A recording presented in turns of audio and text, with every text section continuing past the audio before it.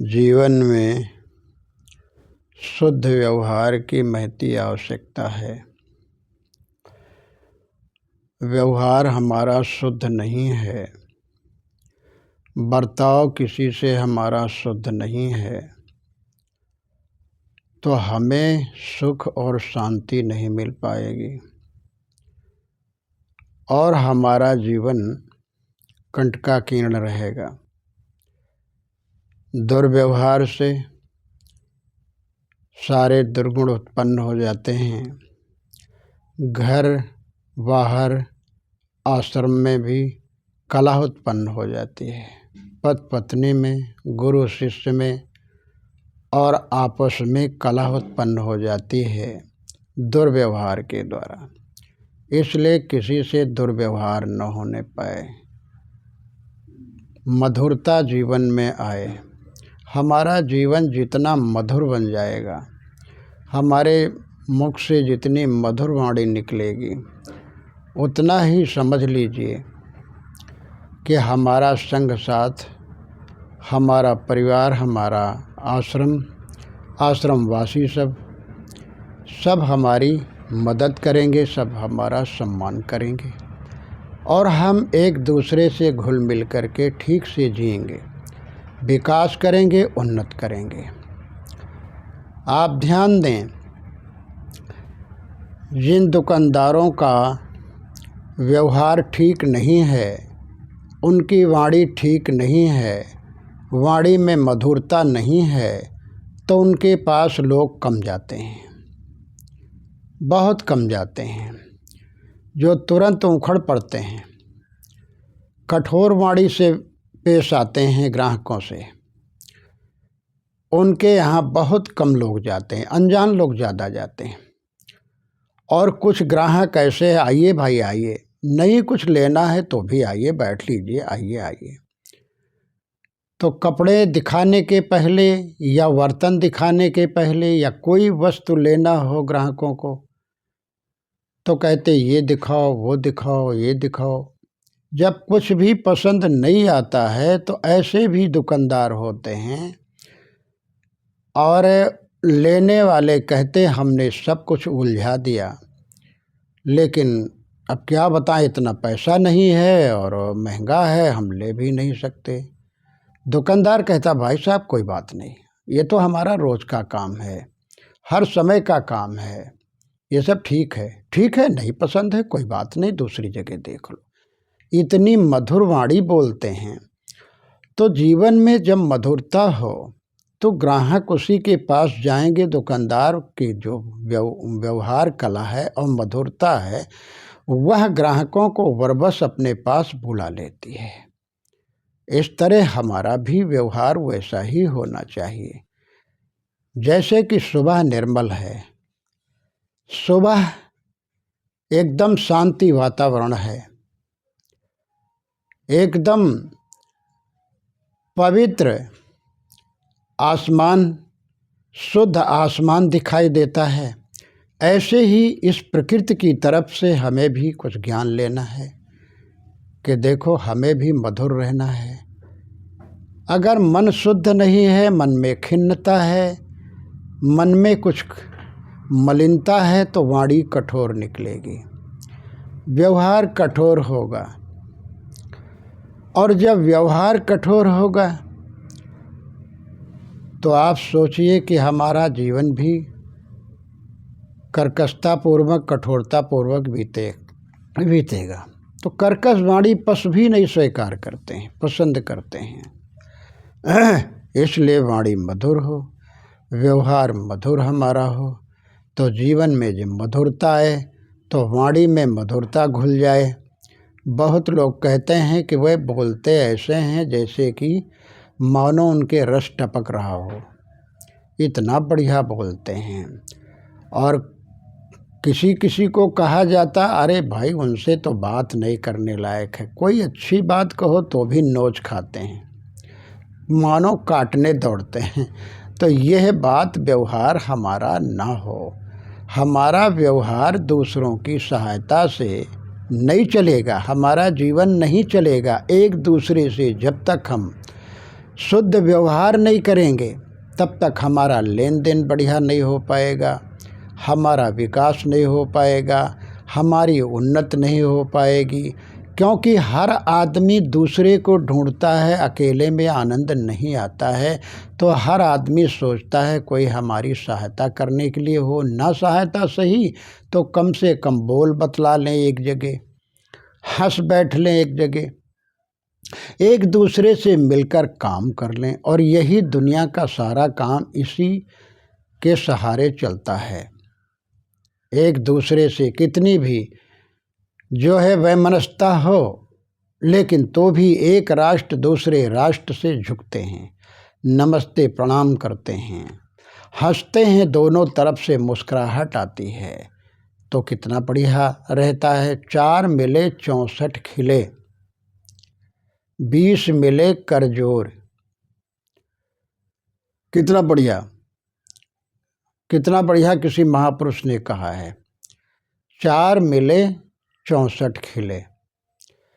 जब 4 आँखें मिल जाती हैं और 4 आँखें जब अपने मित्रों से, अपने रिश्तेदारों से, अपने आप से, अपने गुरु से, अपने दोस्तों से, पत्नी से, अन्य लोगों से जब हम मिलते हैं तो एक दूसरे से जब नज़र पड़ती है तो 4 आँखें जब मिल जाती हैं, 4 मिले 64 खिले। तो 64 हैं हमारे दांत, 32 दांत जिनको हम देख रहे हैं और 32 दांत हमारे, तो एकदम खिलखिला करके हंस पड़ते हैं, मुस्करा देते तो दांत दोनों तरफ से यानी 64 खिल जाते हैं। और ये खिलखिलाहट सारे दुख को, सारे जो है तो टेंशन को दूर कर देती है। 4 मिले 64 खिले, 20 मिले करजोर।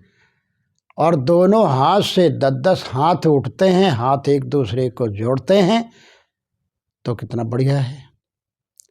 मनो हृदय खिल जाता है, आपस में प्रेम बढ़ जाता है, लगाव बढ़ जाता है, दूरी खत्म होती है, वैमनस्यता दूर हो जाती है। इसलिए चाहिए कि हम एक दूसरे अपने पूज्य के प्रति हमेशा श्रद्धा भाव रखें, सबके प्रति दया रखें, अपने से छोटों के प्रति स्नेह की भावना रखें। प्रातःकाल उठ के रघुनाथा, मात पिता गुरु नावहि माथा। प्रातःकाल रघुनाथ राम जी के बारे में कहा गया कि प्रातःकाल उठ करके मात पिता, माता को प्रणाम करना, पिता को प्रणाम करना, फिर गुरुदेव के पास जाना, प्रणाम करना। इसलिए यही भाव हमारे आप में सब में होना चाहिए। और इस तरह की जब विनम्रता हमारे आप सब में रहेगी तो कितना बढ़िया मधुरता में जीवन हमारा बीतेगा। आदमी के पास धन हो जाए, आदमी के पास तमाम विद्याएं हो जाएं, तमाम कलाएं हो जाएं और तमाम तरह के हुनर हो जाएं, पद प्रभुता हो जाए, बहुत बड़ा समृद्धशाली हो जाए, लेकिन वाणी कठोर है, व्यवहार कठोर है, आपस में मधुरता नहीं है, उदारता नहीं है, करुणा नहीं है, प्रेम नहीं है, तो सब कुछ बेकार है। वह धन, वह वैभव मानो नरक में हो जाता है, जहाँ पर मधुरता नहीं है, कठोरता नहीं है। तो हम जीवन सुख में कैसे जी सकते हैं? कहते भाई आओ एक जगह बोल बतला करके थोड़ा दुख इधर उधर बट जाएगा। मतलब कहने का जब हम दोनों लोग आपस में बतलाएंगे तो धीरे धीरे जो हमारे आपके अंदर में जो दूरी है ख़त्म होगी, दूसरे जो मन में जो विकार है, मन में जो दुख है, जो पीड़ा है, वो भी कम हो जाती, दूर हो जाती। लगभग कोई ऐसी बातें करें एक जगह बैठ कर के जो हमें हंसी आ जाए, मुस्कुराहट आ जाए। और हंसी जीवन में एक तरह की औषधि है, और जो औषधि है जो दूसरे के दिल को भी खुश कर दे और स्वयं खुश हो जाए। तो जब खिलखिला करके एक दूसरे जब हंस देते हैं तो मानो पूरा व्यायाम हो जाता है, सारी इंद्रियां शरीर की एकदम खिल जाती हैं, हिल जाती हैं। जो खून का जो ब्लड का जो सर्कुलेशन है वो बढ़िया हो जाता है, मन में प्रसन्नता आ जाती है, हृदय कमल की तरह खिल जाता है। इसलिए हमारा आपका ये नेचर होना चाहिए। और पशु हंस नहीं सकते हैं, पक्षी हंस नहीं सकते हैं, मुस्करा नहीं सकते हैं, क्योंकि कुदरत ने, प्रकृति ने ये कला उनको नहीं दिया है। इसलिए आइए, हम चाहते हैं कि हमारे साथ लोग रहें, हमारी लोग मदद करें, और मदद की चाहना है, आवश्यकता है। पिता सोचता है कि पुत्र हमारे आगे चल कर के सयाने होंगे तो हमारी मदद करेंगे, सब कुछ कारोबार संभाल लेंगे, खेती बाड़ी संभाल लेंगे, और समर्थ हो जाएंगे तो हमारा भी बहू बेटे आएंगे तो हमारी भी मदद करेंगे, हमारी सेवा करेंगे, हमें भी भोजन पानी देंगे, और हम देख करके उनको खुश रहेंगे हमेशा कि अब हमें कोई फिक्र नहीं, हम निष्फिक्र हो गए। लेकिन धीरे धीरे जब पुत्र होता है, बड़ा होता है, शादी होती, बहू आ जाती है, लड़के बच्चे हो जाते हैं, तब धीरे धीरे व्यवहार में कठोरता आ जाती है, व्यवहार में मलिनता आ जाती है, कर्कशता वाणी में आ जाती है। तो धीरे धीरे वही सपना चूर हो जाता है हमारा, जो माँ बाप बना रखे हैं। वाणी में अपने कठोरता आ जाती है। कुछ कुछ बूढ़े वृद्ध ऐसे होते हैं जो सुबह उठते हैं, सबसे पहले उठ जाते हैं, बच्चे जल्दी उठ जाते हैं, बूढ़े जल्दी उठ जाते हैं, वृद्ध और बालक एक ही जैसे हो जाते हैं, नींद नहीं आती। तो जब बूढ़े सबसे पहले उठ जाते हैं तो कहते ये जानवर बंधे हुए भी हैं, और देखो ड्यूटी जाने का समय आ गया है, दुकान खोलने का समय आ गया, अरे ये सो रहा है, ये तो बर्बाद कर देगा, हमने जो कुछ बनाया, हमने जो कुछ किया है, इतनी मेहनत करके हमने ये सब घर बनाया, इतनी खेती हमने देखी भाली है, इतना किया है, सब कुछ इतना धन इकट्ठा किया, ये सब नाश कर देगा, कैसे जिएगा, हाय भगवान। तो कठोर वाणी, सुबह सुबह भजन करना चाहिए, ध्यान साधना करनी चाहिए, तो वाणी कर्कश निकलने लगती है। और कसकर वाणी जब बहुत सुनती है, कठोर वाणी जब बहुत सुनती है, और बच्चे जब लड़के सुनते हैं तो उनके अंदर जो प्रसन्नता थी वो गायब हो गई, और वह भी अंदर अंदर धुनने लगते हैं, उनके अंदर को कुछ चलने लगता है। तो सहते सहते जब नहीं सह पाते तो लड़का कहता है क्या किया तुमने आज तक? कुछ नहीं किया, बको ऐसे बकते रहो। तो जब उल्टा सुल्टा कुछ वे लोग कहते हैं तो मन में पीड़ा होती है, दर्द होती, मेरा लड़का ऐसा कह रहा, मेरा ये कह रहा, मुझे ऐसे वचन बोल रहा, मेरी बहू ऐसे वचन बोल रही। तो सावधान रहना चाहिए, वाणी में कर्कशता न हो, बल्कि चाहिए कि सुबह उठ करके भजन में ध्यान करो, कुछ कीर्तन, कुछ दोहे चौपाई याद कर लो, वे गुनगुनाओ, और गुनगुनाते हुए अपना भोर करो, और जब बाहर निकलो गुनगुनाते हुए निकलो। तो जब इस तरह से तुम्हारा व्यवहार होगा बढ़िया मधुरता का और भजन भक्ति का में ध्यान जब तुम्हारा लगेगा तब घर के लोग, घर के सदस्य भी प्रसन्न होंगे, खुश रहेंगे, तालमेल अच्छा होगा। वे तुम्हें देवता मानेंगे, वे तुम्हें भगवान मानेंगे, और तुम उनको मानो कि ये देवी देवता घर में हमारे हैं, घर हमारा मंदिर है। इस तरह के जब व्यवहार हो और वाणी हमारी निर्मल हो, पवित्र हो, शुद्ध हो, मधुर हो, तो क्या कहना है, चारों तरफ मानो फुलवाड़ी खिल जाती है, व्यवहार बढ़िया, भोर बढ़िया होती है, सुबह अच्छी होती है।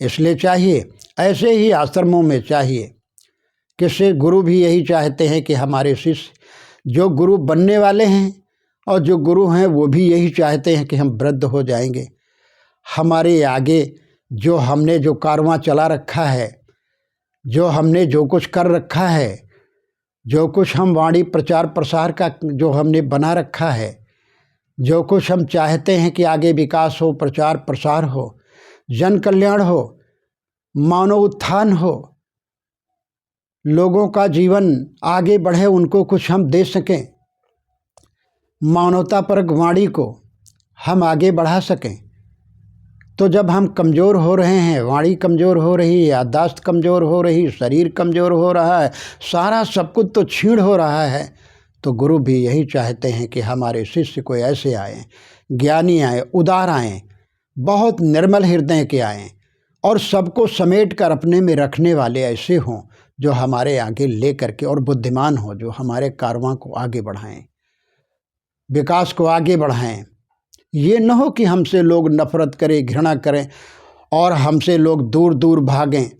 तो जब ऐसा व्यवहार कर्कश करेंगे, कठोर करेंगे, वाणी ऐसी बोलेंगे जो हमसे लोग दूर दूर भागेंगे, हमसे स्नेह नहीं करेंगे, तो हम आगे अपने गुरु की जो उनकी आशा है, जो उनका मंतव्य है, जो उनका उद्देश्य है, वह कैसे हम पूरा कर पाएंगे। मरकर भी अमर नाम है उस जीव का जग में, गुरु प्रेम में बलिदान जो जीवन किया करे।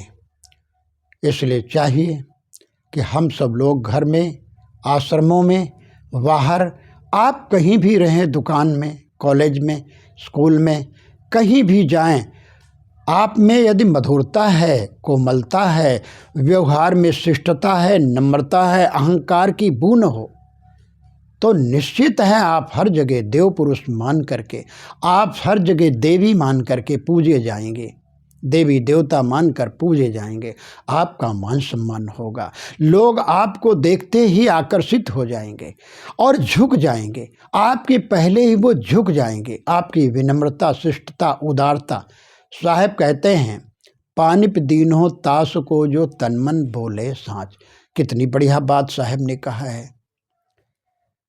कि जो तन मन से जो सत्य बोलता है, सत्य आचरण करता है, मधुर वाणी बोलता है, शुद्ध व्यवहार करता है, तो पानिप दीन्हो तास को, चमक उसके जीवन में आ जाती, उसके चेहरे पर चमक आ जाती, प्रकृति उसको चमक दे देती, उसमें कलई चढ़ानी नहीं पड़ती, अपने आप कलई मानो उनके सद्गुणों की, सद्य आचरणों की, सद्व्यवहार की, उस पे मानो कलई चढ़ जाती है, तेज चमक, तेज उत्पन्न हो जाता है।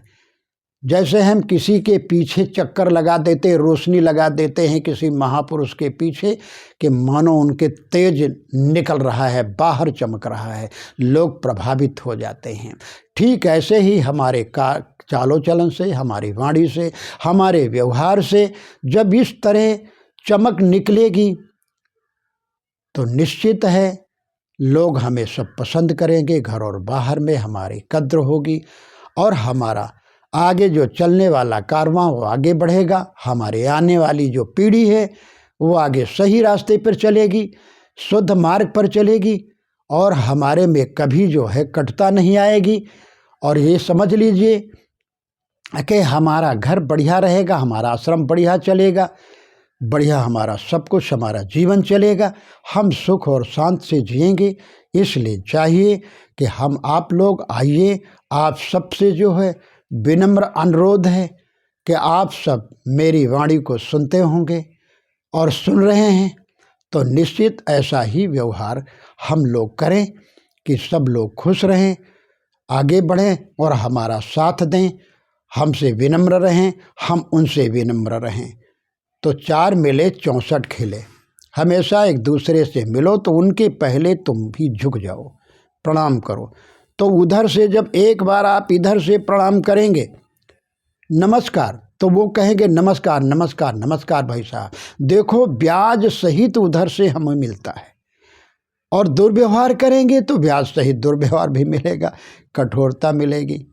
ठीक है ना। इसी तरह हमारे जीवन में शुद्ध व्यवहार हो, शुद्ध वाणी हो, शुद्ध कर्तव्य कर्म हो और शुद्ध जो है हमारा आचरण हो, तो निश्चित है हमारा और दूसरों का भी कल्याण होगा। और यही जीवन जीने की कला है।